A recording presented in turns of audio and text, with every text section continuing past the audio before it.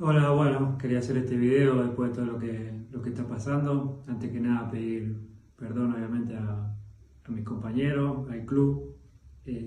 Sinceramente pensé que íbamos a tener libre del partido, como venía pasando durante las semanas anteriores. Tenía organizado este viaje a Arabia, el cual había cancelado anteriormente y este no pude. Y nada, vuelvo a repetir y pedir perdón por lo que hice y acá estoy a espera de lo que el club decida. Nada más, un abrazo. L'équipe, j'espère que vous allez bien. Aujourd'hui, le moment est propice à dédier un sujet à Lionel Messi. L'Argentin est au cœur des débats depuis la défaite du Paris Saint-Germain au Parc des Princes dimanche dernier et un voyage en Arabie Saoudite lourd de conséquences. Inutile de rappeler que Nasser Al-Khelaifi a décidé de le suspendre 2 semaines pour acter sa non-prolongation d'une année supplémentaire. En parallèle, les supporters parisiens ont montré leur ras-le-bol total par le biais d'un rassemblement à Boulogne-Billancourt, allant des joueurs jusqu'aux dirigeants, et certains ont même osé aller jusqu'au domicile de Neymar pour demander son départ. Il a d'ailleurs vite réagi sur Insta pour signaler que le groupe d'individus devant chez lui était parti, avant de liker des posts très critiques envers Mbappé, les supporters parisiens et la direction parisienne. N'hésitez pas à mettre pause pour lire la traduction complète de la vidéo à l'écran. Bref, le PSG est dans une situation inédite qui découle tant de la gestion sur les années précédentes, des résultats sportifs depuis le 1er janvier corroborés aux jeux médiocres proposés par les hommes de Christophe Galtier, que de quelques comportements néfastes à l'image du cas Messi. Y a pas besoin d'être le meilleur observateur du monde pour constater qu'il en avait plus rien à foutre sur, comme en dehors du terrain. Le mariage qui n'aura que très peu fonctionné arrive à terme, et j'irai pas jusqu'à utiliser les mots du titre de l'équipe hier, mais c'est déjà l'heure du bilan. Les amis, que retenez-vous vraiment de la Pulga à Paris sur 2 saisons, et est-ce que vous obtenez la même conclusion que les journalistes du Parisien pour qui c'est juste du gâchis? Le terme est plutôt juste parce qu'au-delà de quelques moments de génie ou du fameux ratio but pas décisif sur l'exercice en cours, je retiens personnellement que Messi a débarqué dans la capitale par dépit vis-à-vis des problèmes financiers du Barça, pour l'argent, sans surprise avec un salaire de 40 millions d'euros par an, et surtout afin de préparer la Coupe du Monde 2022. Le calcul est clairement positif pour lui à titre personnel, et au contraire, le PSG a évidemment plus perdu que gagné dans la balance coût-rendement, sans oublier l'objectif principal de remporter la Ligue des Champions qui est littéralement passé au travers. Alors on en vient enfin à la question de savoir quelle sera la suite. Si le Paris Saint-Germain attendra encore quelques semaines pour des vidéos avec le marché des transferts, je voulais prendre de l'avance avec une liste des destinations potentielles de l'Argentin pour la saison prochaine. Plusieurs médias ont déjà donné des indices et j'avais justement l'intention de les énumérer avec quelques arguments complémentaires pour trancher sur l'option la plus probable. C'est un concept que j'ai l'habitude de faire sur la chaîne et qui vous plaît, a priori, j'espère que ce sera encore le cas. D'ailleurs c'est le moment de me le faire savoir en cliquant sur le bouton j'aime en dessous de la vidéo pour le soutien, le référencement. Bref, vous connaissez la recette. Vous savez quoi, on va se tenter un objectif de 3000 likes histoire de voir si vous êtes réceptifs. Merci vraiment à tous ceux qui le font. Au passage, c'est le début du week-end et en plus de la quantité de matchs, il y a quelques chocs dont Lens Marseille en Ligue 1 pour trouver la meilleure combinaison de pronos à tenter sur BetClick. Si certains veulent faire le pas, le code Lexity permet toujours de bénéficier jusqu'à 100 € de freebet si le premier pari est perdant. Je rappelle encore que les jeux d'argent sont interdits aux mineurs, que jouer comporte des risques et qu'il faut pas dépenser des grosses sommes, du moins en fonction de vos moyens.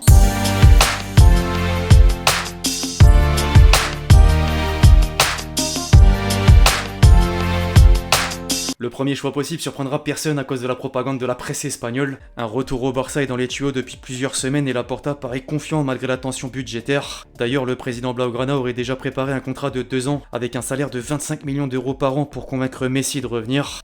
La bonne nouvelle, c'est que l'intérêt est réciproque. Foot Mercato affirme que la priorité de l'Argentin n'a pas changé et qu'il souhaite rentrer à Barcelone, pendant que Matteo Moretto indique que l'événement aura lieu si, et seulement si, la Liga donne son feu vert. Le problème, oui puisqu'il y a un problème, c'est que Javier Tebas s'est récemment confié dans le mauvais sens sur les antennes d'RMC. Je cite « Aujourd'hui, le retour de Lionel Messi au FC Barcelone me paraît très compliqué. Il faut voir comment ça va évoluer, mais il faudrait que plusieurs conditions soient remplies. Il faut des départs, une diminution des salaires, mais il faut aussi savoir quel salaire aura Messi. Le Barça n'est pas comme le PSG qui a un robinet de gaz et d'argent pour avoir une grosse masse salariale. » Laporta va activer un énième levier économique pour débloquer des fonds, pas d'inquiétude. En vrai, plus sérieusement, 2 solutions pourraient permettre de faciliter l'opération. L'informateur pro-Barça Gérard Romero vient de dévoiler que Newcastle aurait formulé une offre verbale de 80 millions d'euros pour s'attacher les services de Rafinha et que la somme du transfert serait utilisée pour faire revenir l'attaquant du PSG. En parallèle, RMC rapporte que la Pulga est prêt à diviser son salaire par 3 pour retrouver la Catalogne et qu'un certain Agüero joue un rôle en coulisses. Il y a néanmoins un autre facteur à prendre en compte et pas des moindres, c'est l'affaire Negreira. Les suspicions de corruption d'arbitrage pourraient causer une exclusion du Barça de la Ligue des Champions. L'UEFA a d'ores et déjà confirmé que si le verdict tardait trop, alors Ceferin trancherait pour écarter le club catalan des compétitions européennes. Bien sûr, on n'en est pas encore là. En fait, il y a 2 inconvénients de taille même si Messi privilégie un retour au Barça.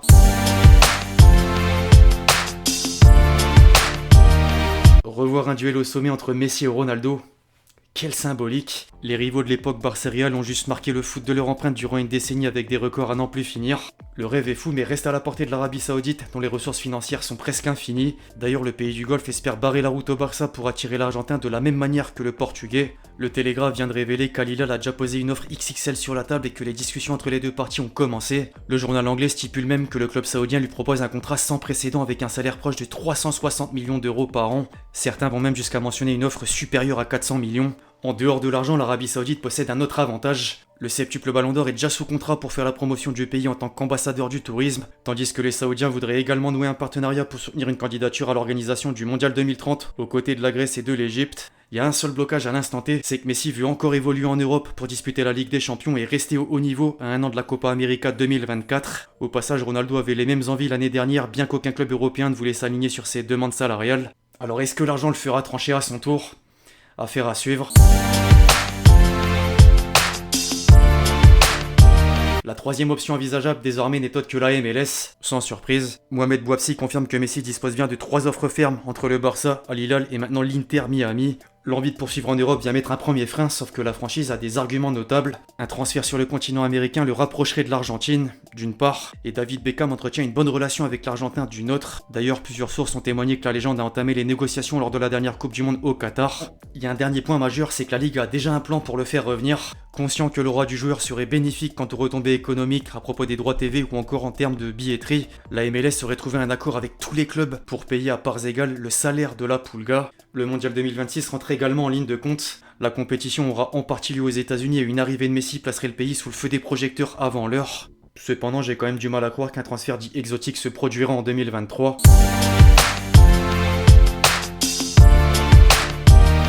Après les 3 destinations les plus plausibles, un lot de rumeurs un peu folles mérite une attention. Certains médias tels que Sport ou encore la Gazzetta dello Sport estiment que Newcastle pourrait être intéressé par Messi si le Barça ne parvenait pas à sortir de la crise. Un dernier défi en Angleterre serait surprenant, mais pourquoi pas finalement? Les Magpies sont 3ème de Premier League à 5 journées de la fin et ont presque validé leur ticket pour la Ligue des Champions la saison prochaine. En dehors du sportif, l'aspect financier ne posera pas problème. Newcastle est propriété saoudienne depuis 2021 et a les moyens de répondre aux attentes de l'Argentin. D'ailleurs, les liens avec l'Arabie Saoudite peuvent faciliter la donne. C'est du 99% impossible, mais je dis oui, rien que pour voir comment Messi se débrouillerait en Premier League. Imagine. En parlant d'impossible, les amis, c'est le moment de terminer avec le choix du cœur, autre que le Barça, et là où tout a commencé au plus jeune âge. Le Newell's Old Boys a lancé la carrière de Messi en 1994, avant que Barcelone ne vienne le chercher en l'an 2000. Il n'a jamais foulé les pelouses de la première division argentine et rêverait sans doute de le faire après un passage au sein de l'académie. Un retour dans son club d'enfance, c'est presque romantique. Alors le club argentin est loin de pouvoir jouer la Copa Libertadores. Or, s'il rendait visite dans un stade tel que la Bombonera et devant le public argentin, je vous laisse imaginer les scènes légendaires qu'on pourrait avoir. Par contre, c'est évidemment hors de prix. L'Argentine est dans une situation économique délicate et le foot fait pas exception. En parallèle, le manque de sécurité peut également poser problème. D'ailleurs, en mars dernier, des hommes ont tiré sur une épicerie qui appartient à la belle famille de Messi. C'est dire.